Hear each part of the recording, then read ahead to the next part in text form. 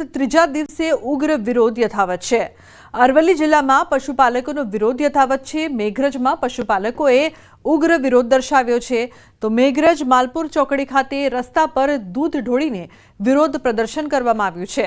પશુપાલકોએ દૂધ ભરેલા can road પર ઢોળી નાખ્યા। રસ્તા પર દૂધની નદી વહેતી હોય તેવા દ્રશ્યો સામે આવ્યા છે। તો યોગ્ય ભાવફેર આપવા પશુપાલકોએ માંગ કરી છે। ઉલ્લેખનીય છે કે રસ્તા પર દૂધ ઢોળીને વિરોધ પ્રદર્શન કરવામાં આવી રહ્યું છે। જે પ્રકારથી રસ્તા પર દૂધની નદી વહેતી હોય તેવા દ્રશ્યો અહીંયા સર્જાયા છે।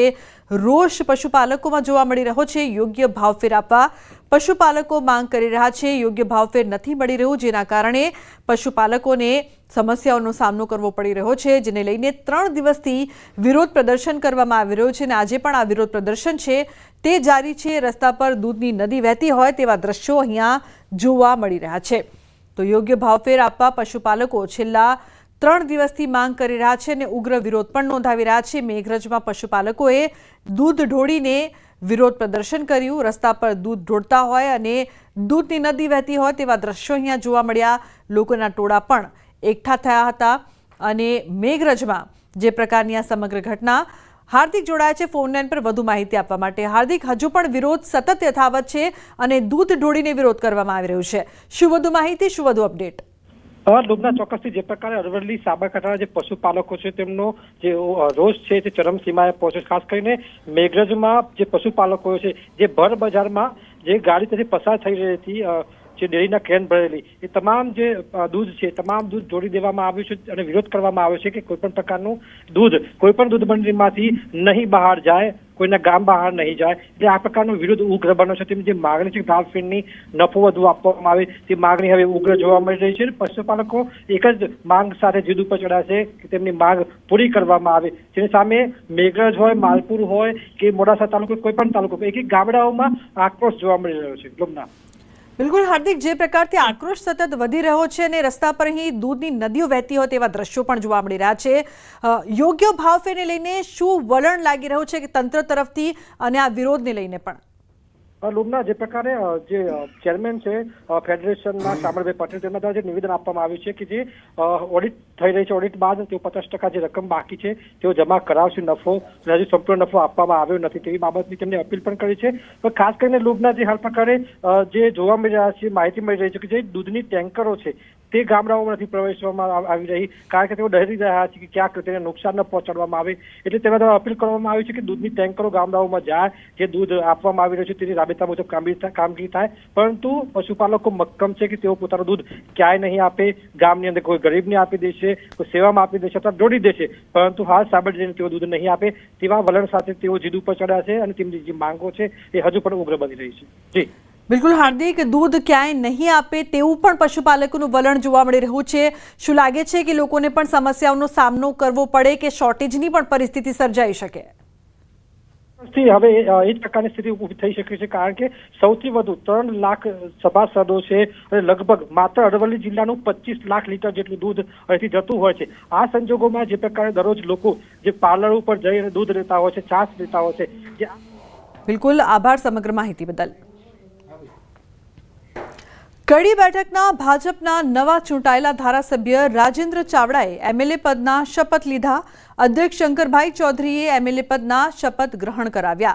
તો શપથ ગ્રહણ સમયે સીએમ ભૂપેન્દ્ર પટેલ, આરોગ્ય મંત્રી ઋષિકેશ પટેલ, સહકાર મંત્રી જગદીશ વિશ્વકર્મા, રાઘવજી પટેલ, પૂર્વ ડેપ્યુટી સીએમ નીતિન પટેલ, સંગઠન મંત્રી રત્નાકર પણ હાજર રહ્યા હતા।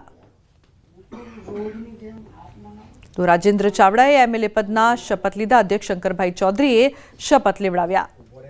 તો સીએમ ભૂપેન્દ્ર પટેલ, ઋષિકેશ પટેલ પણ હાજર રહ્યા। રાજકોટમાં કોલેજ જતી યુવતીને હનુમાન મઢી ચોક નજીક ડમ્પરે અડફેટે લેતા દુઃખદ મોત નીપજ્યું છે।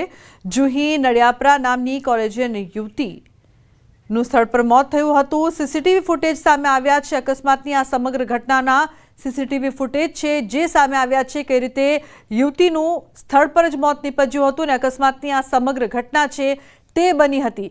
હચમચાવતા આ સીસીટીવી સામે આવ્યા છે। પરિવારમાં દુઃખનો માહોલ છે, શોકનો માહોલ છે। ડમ્પર ચાલકે અડફેટે લીધું હતું અને જે બાદ વિદ્યાર્થીનીનું મોત થયું હતું। આ સમગ્ર ઘટના બાદ રાજકોટમાં રોષનો માહોલ પણ છે। સિવિલ હોસ્પિટલ ખાતે પરિવારજનો આક્રંદ કરતા નજરે પડ્યા હતા, પરંતુ કઈ રીતે ડમ્પર ચાલક છે તે અકસ્માત સર્જે છે અને અકસ્માત સર્જીને તેને કચડીને ત્યાંથી ફરાર થઈ જાય છે। આ સમગ્ર ઘટના છે તે સીસીટીવીમાં કેદ થઈ છે અને સીસીટીવી ફૂટેજ છે તે સામે આવ્યા છે। ડમ્પર ચાલકે અડફેટે લેતા વિદ્યાર્થીનીનું મોત નીપજ્યું હતું। તો હનુમાન મઢી નજીક અકસ્માતની આ સમગ્ર ઘટના છે, જેના હચમચાવતા સીસીટીવી સામે આવ્યા। બેફામ ડમ્પરો વિરુદ્ધ કડક વલણ ન અપનાવવામાં આવતા પોલીસ અને આરએમસી સામે સ્થાનિકોમાં પણ નારાજગી છે। અકસ્માતના હચમચાવતા સીસીટીવી અહીંયા સામે આવ્યા છે। તો દ્રશ્યોમાં આપ જોઈ શકો છો કે કઈ રીતે આ વિદ્યાર્થીનીને અડફેટે લીધા બાદ જે ડમ્પર ચાલક છે તે ત્યાં રોકાતો પણ નથી અને ત્યાંથી ફરાર થઈ જાય છે। ઉલ્લેખનીય છે કે ઘટના સ્થળે જ આ જે યુવતી હતી તેનું મોત નીપજ્યું હતું અને તે ટાયર નીચે કચડાઈ ગઈ હતી। સમગ્ર રાજકોટમાં અત્યારે રોષનો માહોલ છે। અકસ્માત સર્જનાર ડમ્પર અંગે પણ ખુલાસો થયો છે। આરએમસી કોન્ટ્રાક્ટરના GJ36T0197 નંબરના ડમ્પરે અકસ્માત સર્જ્યો હતો। વાહન ધીરજબા જયપાલસિંહ ગોહિલના નામે રજીસ્ટર હતો। તો સમગ્ર મામલે ગાંધીગ્રામ પોલીસે વધુ તપાસ શરૂ કરી છે। હાલ તો સમગ્ર ઘટના બાદ પરિવારજનોમાં શોકનો માહોલ છે। રાજકોટમાં પણ કહી શકાય કે રોષ જોવા મળી રહ્યો છે। બેફામ ડમ્પર ચાલકના કારણે એક માસૂમનો જીવ ગયો છે અને આ માસૂમના જીવ ગયાના હચમચાવતા દ્રશ્યો જે છે તે સીસીટીવીમાં સામે આવ્યા છે। કઈ રીતે વિદ્યાર્થીનીનું મોત થયું, અંકિત જોડાયા છે ફોન લાઈન પર। અંકિત, ખૂબ જ કહી શકાય કે હચમચાવતા આ સીસીટીવી છે જે સામે આવ્યા છે અને ડમ્પર ચાલકો બેફામ બન્યા છે। શું વધુ અપડેટ? ચોક્કસ લુબના, ખાસ કરીને વાત કરવામાં આવે તો જે ઘટના ઘટિત થઈ છે તે રાજકોટ શહેરના ગાંધીગ્રામ પોલીસ સ્ટેશન વિસ્તારમાં આવતા હનુમાન મઢી ચોક ખાતે આ અકસ્માતની ઘટના છે તે બની છે અને સમગ્ર ઘટનાના જે સીસીટીવી ફૂટેજ છે તે પણ હવે સામે આવ્યા છે। જોઈ શકાય છે કે કઈ રીતે જે આ યુવતી છે કે જે પોતાની અન્ય જે બહેનપણી છે તેની સાથે કોલેજે જઈ રહી હતી અને સવારના 8:30 વાગ્યાનો સમય છે ત્યારે ડમ્પર ચાલક દ્વારા આ બંને યુવતીઓને છે। તો બુલેટિનમાં હાલ રોકાઈશું એક બ્રેક માટે।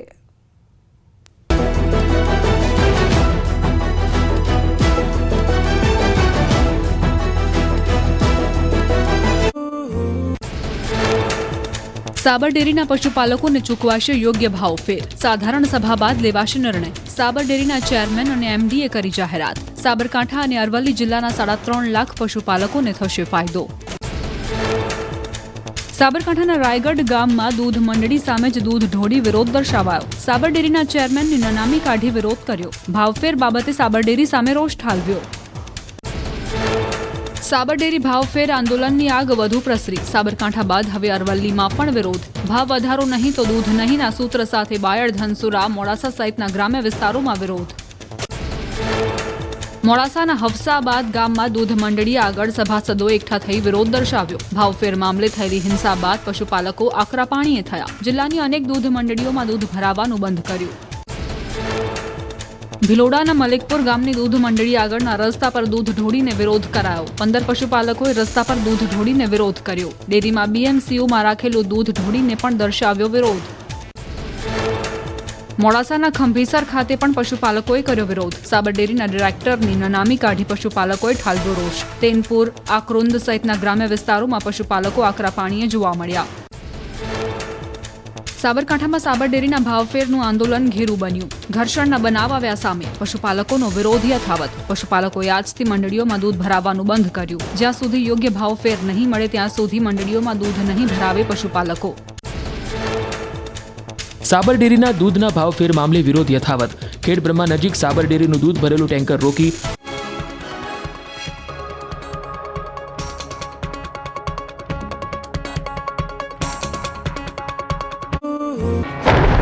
રાજ્યમાં આગામી 7 દિવસ સુધી સામાન્યથી મધ્યમ વરસાદની આગાહી કરાઈ છે। જોકે બનાસકાંઠા, સાબરકાંઠા, છોટાઉદેપુર, નર્મદા, તાપી, ડાંગ, નવસારી, વલસાડ, દમણ, દાદરાનગર હવેલી ભારે વરસાદની આગાહી સાથે છે। હવામાન વિભાગનું કહેવું છે કે કાલથી રાજ્યમાં વરસાદનું જોર ઘટશે। આ તરફ હવામાન નિષ્ણાંત પરેશ ગોસ્વામીનું કહેવું છે કે હાલ રાજ્યમાં 19 જુલાઈ સુધી વરસાદની કોઈ શક્યતા નથી। બંગાળની ખાડીમાં સિસ્ટમ બની હતી તે મધ્યપ્રદેશથી ઉત્તર તરફ થઈ પૂર્વ રાજસ્થાન તરફ ફંટાઈ ગઈ છે, જેના કારણે ગુજરાતમાં તાપમાનનો પારો 3 થી 4 ડિગ્રી સુધી ઉચકાઈ શકે છે। પરેશ ગોસ્વામીનું કહેવું છે કે વરસાદે લીધેલો વિરામ ખેડૂતો માટે ફાયદાકારક સાબિત થશે। વરસાદ રોકાતા હાલ વરાપનો સમય છે, જેના કારણે ખેડૂતો વાવણી કરી શકે છે। જુલાઈ મહિનાના છેલ્લા અઠવાડિયામાં સામાન્ય વરસાદ રહેશે, બાદમાં ઓગસ્ટના છેલ્લા 15 દિવસમાં રાજ્યમાં સારો વરસાદ પડી શકે. પરેશ ગોસ્વામીએ ચોમાસા દરમિયાન રાજ્યમાં 98 થી 106% સુધી વરસાદ પડવાનું અનુમાન આપ્યું છે. દક્ષિણ ગુજરાતમાં પડેલા સારા વરસાદને કારણે જળાશયોમાં પાણીની સારી આવક નોંધાઈ. નવસારીના વાંસદા તાલુકામાં આવેલો જૂજ ડેમ ઓવરફ્લો થયો. પાણીની આવક થતાં ડેમ 167.50 ફૂટની ભયજનક સપાટી વટાવી 167.55 ફૂટે પહોંચ્યો. તો કાવેરી નદીમાં 233.33 ક્યુસેક પાણી છોડવામાં આવી રહ્યું છે, જેના કારણે વાંસદા તાલુકાના 6, ચીખલી તાલુકાના 6 અને ગણદેવી તાલુકાના ગામડાઓને એલર્ટ કરાયા છે. આ તરફ નર્મદા જિલ્લાના સાગબારા ડેડિયાપાડા વિસ્તારમાં સારો વરસાદ પડતા ચોપડાવાવ ડેમ સિઝનમાં પ્રથમ વખત ઓવરફ્લો થયો છે. પાણીની સારી આવક નોંધાતા ડેમની મહત્તમ સપાટી 187.45 મીટર પહોંચી. ડેમમાં સારી આવક નોંધાતા ખેડૂતોને સિંચાઈની પાણી મળવાની આશા વધી છે. તો ગુજરાતની જીવાદોરી ગણાતા સરદાર સરોવરની સપાટીમાં પણ ફરી એક વખત વધારો થયો. છેલ્લા 24 કલાકમાં ડેમની સપાટી 40 સેન્ટીમીટર વધી છે. ઉપરવાસમાંથી પાણીની સારી આવક થતાં હાલ ડેમની સપાટી 119.80 મીટરે પહોંચતા નર્મદા ડેમની મેઇન કેનાલમાં 16,520 ક્યુસેક પાણી છોડવામાં આવી રહ્યું છે. પાણીની આવક થતાં આરબીપીએચના 2 અને સીએચપીએચનું 1 પાવર હાઉસ ચાલુ કરાયું છે. સાબરકાંઠા બાદ અરવલ્લીમાં પણ સાબર ડેરી સામે પશુપાલકો મેદાને ઉતર્યા. સતત બીજા દિવસે પશુપાલકોએ ડેરી સામે ઉગ્ર વિરોધ નોંધાવ્યો. ગઈકાલે પોલીસ સાથે ઘર્ષણ બાદ અરવલ્લીમાં આજે પશુપાલકોએ દૂધ રસ્તા પર ઢોળી વિરોધ પ્રદર્શન કર્યું. અરવલ્લીના બાયડ, ધનસુરા, મોડાસા સહિતના ગ્રામ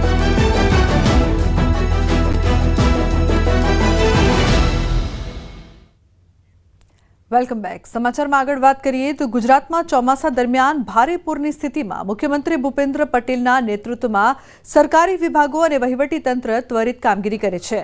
મુખ્યમંત્રી ભૂપેન્દ્ર પટેલના નેતૃત્વમાં સરકારની ટીમો દિવસ રાત લોકોની મદદ માટે તૈયાર રહે છે. સંગઠિત ટીમો અને ઝડપી કાર્યવાહીથી જનજીવન બચાવવામાં આવે છે. ગુજરાતમાં ચોમાસા દરમિયાન ભારે પૂરની સ્થિતિમાં મુખ્યમંત્રી ભૂપેન્દ્ર પટેલના નેતૃત્વમાં સરકારી વિભાગો અને વહીવટી તંત્ર ત્વરિત કામગીરી કરે છે. ગુજરાત સરકારની ઝડપી કાર્યવાહી